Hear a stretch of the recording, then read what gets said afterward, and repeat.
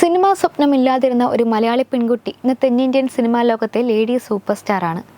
കുട്ടികൾ മുതൽ മുതിർന്നവർ വരെ ഒരുപോലെ ഇഷ്ടപ്പെടുന്ന താരമായി നയൻതാര ഇന്ന് മാറിക്കഴിഞ്ഞു.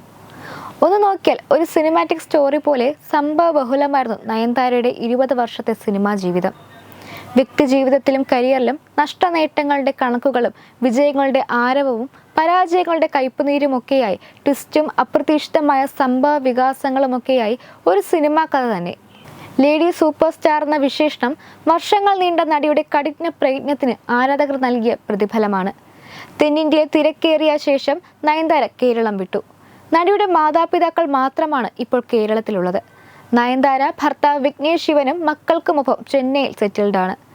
കഴിഞ്ഞ 2.5 വർഷത്തിനുള്ളിൽ നയൻതാരയുടെ ജീവിതം അടിമുടി മാറി.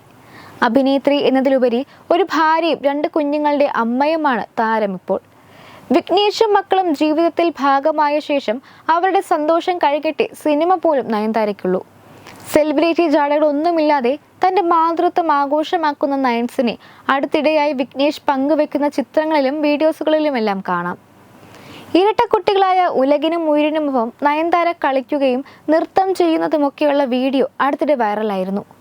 അമ്മയായ നയൻതാരയ്ക്ക് മുഴുവൻ മാർക്കും നൽകിക്കഴിഞ്ഞു ഭർത്താവും സംവിധായകനുമായ വിഘ്നേഷ് ശിവൻ. കുടുംബസമേതം ഇപ്പോൾ അവധി ആഘോഷിക്കുകയാണ് ലേഡി സൂപ്പർ സ്റ്റാർ. ഹോങ്കോങ്ങിലായിരുന്നു ഇത്തവണ നയൻസ് കുടുംബത്തോടൊപ്പം അവധി ആഘോഷിച്ചത്. അവിടെ നിന്നുള്ള ചിത്രങ്ങളെല്ലാം വൈറലായിരുന്നു. വിവാഹശേഷം വാടക ഗർഭധാരണത്തിലൂടെയായിരുന്നു ഇരട്ട കുഞ്ഞുങ്ങളായ ഉയിരിനും ഉലകും നയൻതാരയുടെയും വിഘ്നേഷ് ശിവന്റെയും ജീവിതത്തിലേക്ക് എത്തിയത്. സറോഗസി ചെയ്തതിന്റെ പേരിൽ സോഷ്യൽ മീഡിയ വഴിയും അല്ലാതെയും വലിയ രീതിയിലുള്ള വിമർശനം നടി നേരിട്ടിരുന്നു. എന്നാൽ നൊന്ത് പ്രസവിച്ച അമ്മമാരെ പോലും മറികടക്കുന്ന തരത്തിലുള്ള കരുതലും സ്നേഹവുമാണ് മക്കളുടെ കാര്യത്തിൽ നയൻസിന്.